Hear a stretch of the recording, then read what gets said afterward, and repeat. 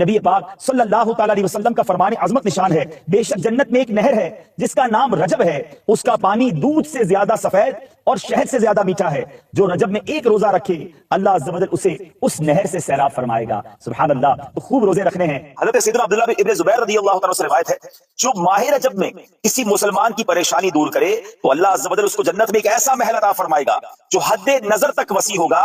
آقا فرماتے تم رجب کا اکرام یعنی احترام کرو، اللہ تعالیٰ تمہارا 1000 کرامتوں کے ساتھ اکرام فرمائے۔ کوشش کرے نا کسی ایک کی پریشانی دور کر دیں۔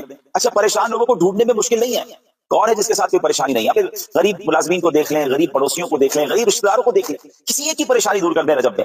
کیا معلوم یہی پریشانی دور کرنا ہماری پریشانیاں دور کرنے کا سبب بن جائے، ہماری مشکلیں آسان ہونے کا سبب بن جائے۔ اللہ کریم اس ماہ مبارک میں اپنی رضا والے کام کرنے کی مجھے اور آپ کو توفیق عطا فرمائے۔ اللہ کی شان دیکھو، آج سائنس نے اتنی ترقی کر لی، منٹوں میں گھنٹوں میں سفر طے ہو جاتا ہے، سپر سونک ایئر کرافٹ بن گئے، آج ایسے طیارے بن گئے جو آواز کی رفتار سے زیادہ تیزی سے اڑتے ہیں۔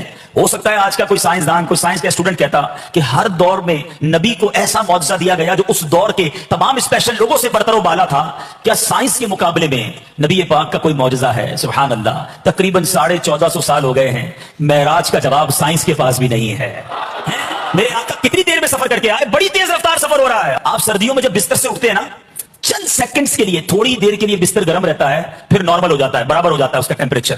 اور کسی کے گھر میں کنڈی ہو، آج کل تو کنڈی نہیں ہوتی، لاک سسٹم ہو گیا ہے، مگر پرانے گھروں میں کنڈی ہوتی تھی، اگر دروازہ زور سے بند کریں تو کچھ دیر تک کنڈی ہلتی ہے، چند سیکنڈز کی بات ہوتی ہے۔ سبحان اللہ، میرے آقا بیت المقدس تشریف لے گئے مکہ پاک سے، 7 آسمانوں کی سیر کی، فرشتوں نے مبارک بادیاں پیش کی، انبیاء سے ملاقات ہوئی، سدرۃ المنتہا پہنچے، رب کا دیدار کیا، نہ جانے وہاں کتنا وقت گزارا، جنت کے طبقات دیکھے، جہنم کے طبقات ملاحظہ فرمائے۔ نبی پاک واپس اپنے گھر پہنچتے ہیں، کتنی دیر لگی؟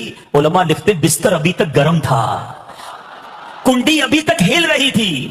اب عقل حیران ہے کہ اتنا طویل ٹریول، اتنا بڑا سفر، اور یہ کچھ بھی نہ بدلا تھا۔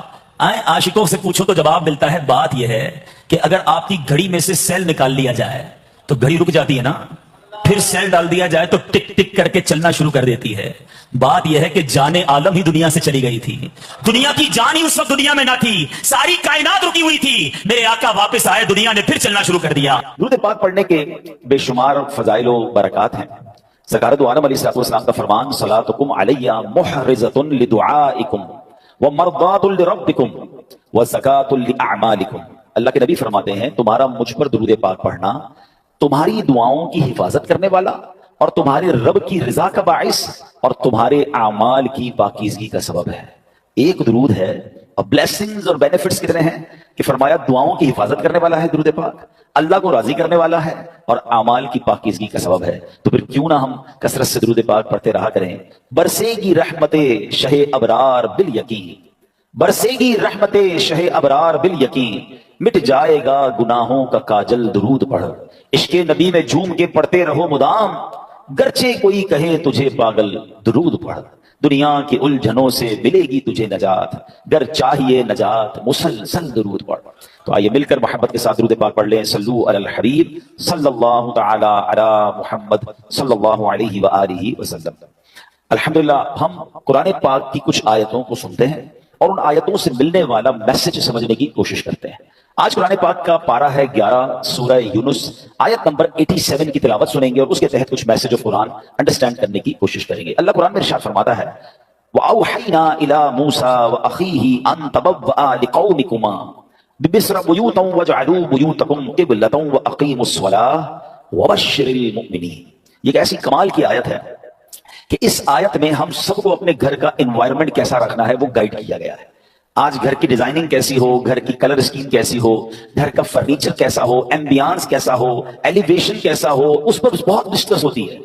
گھر کے اندر ماحول کیسا ہو، گھر والوں کا آپس میں انٹریکشن کیسا ہو، ہماری شریعت، ہمارا قرآن ہم سے کیا چاہتا ہے۔ Actually this is today's topic, ٹھیک ہے۔ اب ذرا پہلے اس کا ترجمہ سن لیجئے۔ اللہ قرآن مجید میں ارشاد فرماتا ہے، آسان ترجمہ قرآن کنز العرفان، اور ہم نے موسیٰ اور اس کے بھائی کو وحی بھیجی کہ مصر میں اپنی قوم کے لیے مکانات بناؤ اور اپنے گھروں کو نماز کی جگہ بناؤ اور نماز قائم رکھو اور مسلمانوں کو خوشخبری سناؤ۔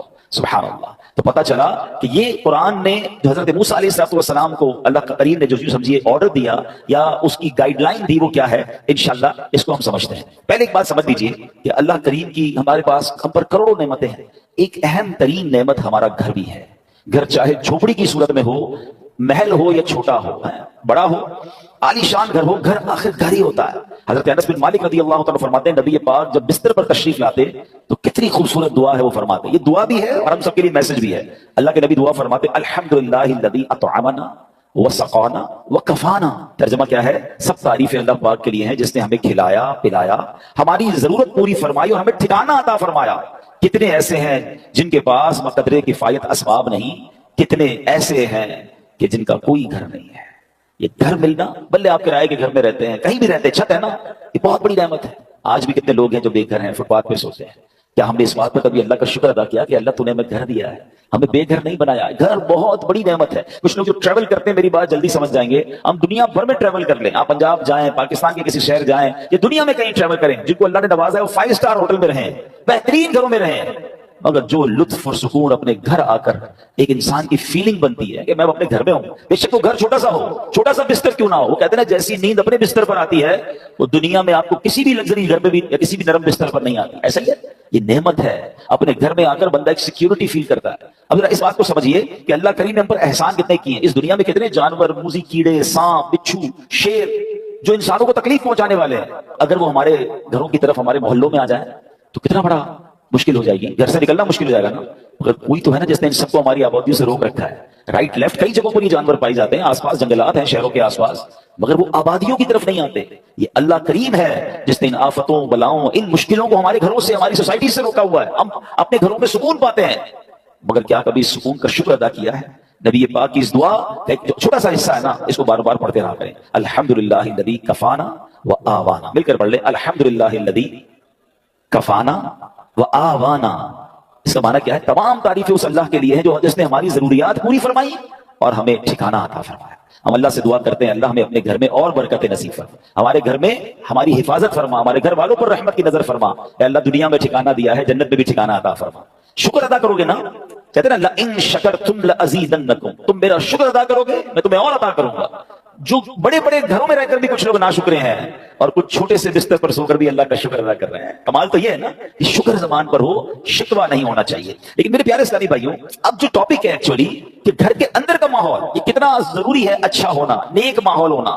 नबी पाक की हदीस है, सलामतुर रजुलि फिल फितना अन यल्ज़म बैतहू, फरमाया फितनों में सलामती की राह यह है कि बंदा अपने घर को लाजिम पकड़ ले। एक बार नबी पाक अलैहिस्सलाम ने फितनों का जिक्र किया तो हजरत उकबा बिन आमिर रज़ियल्लाहु तआला ने पूछा, या रसूल अल्लाह सल्लल्लाहु अलैहि वसल्लम, उस वक्त नजात कैसे होगी जब फितनों का दौर आ जाएगा, कयामत के करीब फितनों का दौर होगा?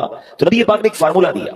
आका ने फरमाया, अमलिका अलैका लिसानक, जब फितने फैल जाएं तो 3 काम करना, ठीक है? अपनी जबान को अपने काबू में रख, वल यसअक बैतुक, तुम्हारा घर तुम्हें काफी हो, ज्यादा बाहर ना निकलो, घर के अंदर मत गुजारो। फिर फरमाया, वबकी अला खतीअतिक, अपनी खताओं पर आंसू बहाते रहो। फितनों का दौर हो तो अपनी जबान काबू में रखनी है, अपने गुनाहों पर रो रो कर माफी मांगते रहें और अपने घर में रहें। अच्छा, ये तो हदीस पाक है। अब उलमा फरमाते हैं कि ये शायद हमारे माशरे के लिहाज से ये हदीस इस तरह इंप्लीमेंट नहीं हो पाती, क्योंकि आज कई लोगों के घरों का माहौल ऐसा है कि बंदा बाहर रहे तो शायद फितनों से बचा रहे। घर के अंदर लड़ाई है, झगड़े हैं, अमन सुकून नहीं है, घर में पहुंचते ही दरवाजा बंद करके इंसान वो गुनाह कर रहा है ये जो बाहर नहीं करता। बाहर पूरा दिन बाजू का काम काज में बिजी है तो उन गुनाहों का मौका नहीं मिल रहा, मगर घर के अंदर जाकर जब अपने रूम में है तो अब जनाब उसको वो कुछ करने का मौका मिल रहा है जो अल्लाह को नाराज करने वाला काम है। नबी पाक तो फरमा रहे, फितनों के दौर में घर को लाजिम पकड़ लो। मगर क्या घर ऐसा बनाया हमने कि जो फितनों से महफूज हो? कई घर ऐसे जहां गीबतों का बाजार है, कई ऐसे जहां माँ बाप के साथ बच्चों की बदतमीजियां हैं, कई ऐसे जहां भाई बहन एक दूसरे के खिलाफ बैठे हैं। घर के अंदर जाते ही जनाब फैमिली के अंदर एक ऐसा माहौल बना हुआ है कि वहां एक दूसरे की गीबतें हो रही हैं। नहीं, घर तो फितनों से बचने की जगह थी, घर तो सुकून की जगह थी। घर तो ऐसा होना चाहिए कि घर में जाए तो बंदा सोचे मैं रहमत वाली जगह पर आ गया हूं। मगर क्या हमने अपने घर के एनवायरनमेंट को ऐसा बनाया कि जिसको अल्लाह करीम ने कुरान में इरशाद फरमाया? आपको पता है जब कयामत का दिन होगा तो कुछ खुश नसीब वो होंगे जिन्हें सीधे हाथ में नामा अमाल दिया जाएगा। हम अल्लाह से दुआ करते हैं कि उन खुश नसीबों में हमें भी शामिल फरमाए। मगर कुछ मुजरिम वो होंगे जिनसे रब नाराज होगा, उसको उसके उल्टे हाथ में पीठ पीछे उसको नामा अमाल दिया जाएगा और ये बंदा उस दिन मौत मांगेगा, मगर उसे मौत मिलेगी नहीं, फिर उसे जहन्नम की भड़कती हुई आग में डाल दिया जाएगा। उस शख्स का जुर्म पता क्या होगा? कुरान कहता है, इन्नहु कान फी अहलिही मसरूरा, यानी बेशक वो अपने घर वालों में खुश था। گھر والوں میں خوش تھا، یہ جرم تھا۔ اس کی تفسیر میں علماء نے فرمایا کہ اپنے گھر والوں کے ساتھ گھر کے اندر خواہشوں، شہوتوں، غرور و تکبر میں مبتلا رہتا تھا، گھریلو خوشیوں میں ایسا مگن تھا کہ آخرت کو بھول چکا تھا، لہٰذا نہ خود اس نے اچھے عمل کیے، نہ گھر والوں کو اچھے اعمال کی ترغیب دلائی، یوں ہی گناہوں میں مصروف رہ کر موت کے گھاٹ اتر گیا۔ آج کتنے ایسے ہیں جن کے گھروں میں نمازیں ہیں، کتنے ایسے ہیں جن کے گھروں میں عبادت ہے، گھر والوں کی کیا دین کی طرف کوئی تبلیغ کی، کیا گھر میں نمازوں کا ماحول ہے، یا کیا بچوں میں قرآن و سنت کی ترکیب ہے، یا گھر کے اندر کسی کو پتہ ہی کچھ نہیں ہے۔ اب بھی ایسے کئی گھر ہیں جن کے گھروں میں اسلامی تہوار آتا ہے تب بھی بچوں کو، فیملی کو پتہ نہیں ہوتا، کیونکہ وہ اپنی زندگی میں مگن ہے، اور جو گھر کا سربراہ ہے اس کو بھی اس کی فکر نہیں ہے۔ میں آپ کو ایک مسلمان گھرانے کا واقعہ بتاتا ہوں، پاکستان کا تو نہیں ہے، لیکن انفارچونیٹلی جتنا تیزی سے ہمارے وطن میں ماڈرنزم اور دین سے دوری والا ماحول بنتا جا رہا ہے اور گھر کے بڑوں کو فکر بھی نہیں ہے، یہ دور نہیں ہے دن، آپ پاکستان میں بھی یہ دیکھیں۔ یوکے کا واقعہ، ایک بھائی ٹریول پر گیا، والد کی طبیعت خراب تھی تو واپس آیا، تو کچھ دنوں بعد واپس آیا، والد صاحب گھر میں نہیں تھے، چھوٹا بھائی تھا جو اپنی گیمز میں اور اپنے موبائل میں، کمپیوٹر میں، جو آج کا نوجوان کا سٹائل ہے کہ لگا رہتا تھا۔ تو کہا والد صاحب کہاں ہیں؟ کہا والد صاحب کی تو ڈیتھ ہو گئی تھی۔ تو کہا مجھے انفارم کیوں نہیں کیا؟ کہا آپ بزنس ٹرپ پہ تھے۔ میں نے کہا کیا ضرورت ہے ڈسٹرب کرنے کی، فیونرل کرنا تھا، ان کا آخری رسومات ادا کرنی تھی، میں نے کر دی۔ تو کہا تم نے کیسے آخری رسومات ادا کی؟ جنازہ کدھر ہوا؟ کون سے قبرستان میں دفنایا؟ تو کہا جنازہ بھی کرنا ہوتا ہے۔ میں تو گوگل پہ گیا، سرچ کیا کہ فیونرل کیسے ہوتا ہے، کسی کا ڈیتھ ہو جائے تو what we have to do. تو گوگل نے مجھے 4-5 آپشن دیے، میں نے سب سے سستا والا جو آپشن تھا ان پر کال کیا، وہ آئے ابو کو لے گئے، بس فنش۔ تو اس نے کہا یہ تم نے کیا کیا؟ آپ کو پتہ کیا ہوا اس مسلمان والد کے ساتھ؟ جب سرچ کیا کہ کس فیونرل والے کو دیا ہے، تو جو سب سے سستا آپشن تھا کہ وہ میتوں کو آگ لگایا کرتے تھے۔ اس کو یہ پتا بھی نہیں تھا کہ جنازہ کچھ ہوتا ہے، اس کو یہ نہیں پتا تھا غسل میت ہوتا ہے، اس کو یہ نہیں پتا تھا کہ جناب قبرستان میں دفن کیا جاتا ہے۔ میں مسلمان گھرانے کی آپ کو واقعہ سنا رہا ہوں جو میں نے خود جا کر سنا ہے۔ اب مجھے بتاؤ، اس بچے کا قصور تو تھا، مگر کیا والد کا قصور نہیں تھا؟ اس کا مطلب والد کسی جنازے میں بیٹے کو لے کر نہیں گیا ہوگا، اس والد نے موت اور قبرستان کے بارے میں، تدفین اور غسل کے بارے میں نہیں بتایا ہوگا، ہر چیز بچوں کو دلا دی، مگر نہ سکھایا تو دین نہ سکھایا۔ میں اور آپ دنیا سے جانے والے ہیں، ہم سب نے مرنا ہے، اور اس والد کی قسمت کتنی پیاری ہوگی کہ اس کے مرنے کے بعد اس کی اولاد اس کے لیے دعائیں مغفرت کرے، اس کے لیے اشارے ثواب کرے، مگر یہ سکھائیں گے تو کریں گے نا۔ ہمارے بچے تو زندگی میں ہمارے سامنے نماز نہیں پڑھ رہے، ہمیں ٹینشن نہیں ہے۔ میں سچ بتاؤں آپ کو، زندگی میں کچھ کر سکیں یا نہ کر سکیں، اپنے بچوں کو کسی طرح 5 وقت کا نمازی بنا جائیے گا۔ پہلے تو خود بننا پڑے گا نا اس کے لیے۔ والد کو بچہ دیکھتا ہے ابو رمضان میں نمازیں پڑھتے ہیں، اس کے بعد تو میرے والد بھی جمعے کی پڑھ لے تو بڑی بات ہے، تو بچے کو بھی آپ ایکچولی ہم اپنے بچوں کو پریکٹیکلی پریکٹس کرا رہے ہیں کہ بیٹا نماز تو جمعے کی پڑھنی ہوتی ہے، باقی ضروری نہیں ہے۔ تو آپ سوچیں، ہم خود تو دین سے دور کر رہے ہیں، ہم نے گھر میں کون سا ماحول بنایا ہے؟ ورنہ یقین کریں خوش نصیب ہے وہ والد، اگر اس کی اولاد نمازی بن جائے نا، تو آپ کہیں نہ کہیں کہ بیٹا مرنے کے بعد دعا کرنا، وہ دن میں 5 بار باوضو ہو کر قبلہ رو بیٹھ کر اتحیات کے عالم میں کئی بار کیا کہے گا؟ ربنا اغفر لی ولوالدی وللمؤمنین یوم یقوم الحساب۔ آئے ہائے، اور کیا چاہیے اس والد کو قبر میں کہ فجر ہو تو اس کا بیٹا، اس کی بیٹی، اس کے بچے دعا کر رہے ہیں اللہ میرے ماں باپ کو بخش دے، ظہر میں دعا کر رہے ہیں، عصر میں دعا کر رہے ہیں، مگر گھر میں نمازوں کا ماحول ہی نہیں ہے۔ عید کی نماز پڑھ لی تو پڑھ لی، اب تو جمعے کی نماز بھی لوگوں کی سنا قضا ہونے لگ گئی ہے۔ نوبڈی ہیو ٹینشن، اپنے لیے بھی ٹینشن نہیں ہے، بچوں کے لیے بھی نہیں ہے۔ قرآن کی آیت پکار کر کہہ رہی ہے کہ گھر بناؤ اور اس گھر میں نمازوں کا اہتمام کرو۔ خدا را اپنے گھر کے ماحول پر توجہ دیجیے، یہ سرمایہ ہے، یہ اولاد، یہ فیملی، یہ گھر، یہ ہمارا پھل ہے۔ اگر گھر میں قرآن و حدیث اور نمازوں کا معاملہ ہوگا تو سبحان اللہ۔ اے میرے پیارے اسلامی بھائیوں، قرآن نے کیا کہا کہ مصر میں اپنی قوم کے لیے مکانات بناؤ، ناٹ اونلی مکانات، ڈیفینس میں گھر ہونا چاہیے، فلاں سوسائٹی میں گھر ہونا چاہیے، یہاں تک تو ہماری پلاننگ ہے کہ گھر اچھا ہو، بیوٹیفل سوسائٹی میں ہو۔ آگے قرآن کہتا ہے وَجْعَلُوا بُيُوتَكُمْ، اور اپنے گھروں کو نماز کی جگہ بناؤ اور نماز قائم رکھو، اور جو یہ کرتا ہے اس کو کیا ملے گا؟ وَبَشِّرِ الْمُؤْمِنِينَ، قرآن کہتا ہے مسلمانوں کو خوشخبری سناؤ، خوشخبری ملنی ہے، رحمتیں ملنی ہیں، عافیتیں ملنی ہیں اگر گھر میں نمازیں ہیں۔ اے میرے پیارے اسلامی بھائیوں، اللہ کے پیارے حبیب علیہ السلام فرماتے ہیں اجعلوا فی بیوتکم من صلاتکم ولا تتخذوها قبورا، فرمایا کچھ نماز گھر میں بھی پڑھا کرو، گھروں کو قبرستان نہ بنا دو۔ اس کا مطلب بیوٹیفل ہاؤس ہے، ایکسٹرا ایمبیانس ہے، شاندار فرنیچر ہے، سب کچھ ہے میرے اور آپ کے گھر میں، سٹینڈ بائی جنریٹرز ہیں، اور اگر نماز نہیں ہے نا تو وہ گھر قبرستان ہے۔ ہم سمجھ رہے ہیں اتنا لگژری گھر کو قبرستان، نبی یہ بات فرما رہے ہیں گھر میں نمازیں پڑھو۔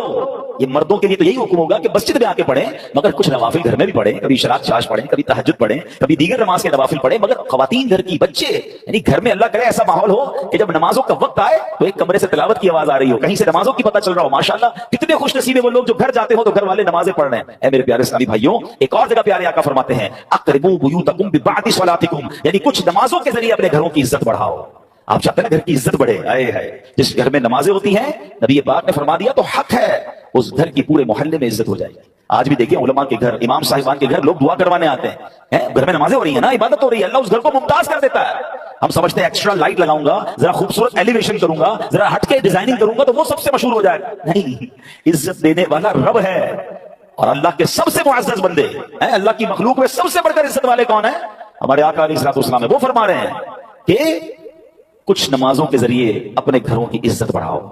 نماز کے بارے میں ایک اور حدیث سنو، الصلاۃ عماد الدین، نماز دین کا ستون ہے۔ مجھے بتائیں نا، ہمارے گھر کے پلر نکال دیں تو گھر تو گر جانا ہے نا، یہ تو ایمان کا پلر ہے، مگر اس کی فکر نہیں ہے۔ تو اے میرے پیارے اسلامی بھائیوں، ہمیں اپنے گھروں کے ماحول کو اچھا کرنا ہے، اپنے بچوں کی تربیت کی فکر کیجیے، انہیں وقت دیجیے۔ آج کل جو ماحول ہے، میں اشارہ کر کے گزر جاؤں گا، ہر تھوڑے دنوں بعد آپ کو سوشل میڈیا پر نیوزز مل رہی ہیں، الیکٹرانک پرنٹ میڈیا میں نیوز ملتی ہے کہ فلاں بچے نے فلاں کام کر دیا، فلاں نے فلاں کو قتل کر دیا، فلاں نے فلاں کو جلا دیا، فلاں اسکینڈل میں پکڑا گیا، فلاں جناب منشیات میں معاملات میں آ گیا، فلاں ڈرگس کا کام کر رہا ہے، فلاں کمپیوٹر پہ بیٹھ کے کیا کچھ کر رہا ہے، اسکیمز کر رہا ہے۔ یہ ہمارے علاقے میں، ہمارے شہروں میں، ہمارے ملکوں میں ہو رہا ہے نا، ہم کیوں انتظار کر رہے ہیں کہ یہ آگ میرے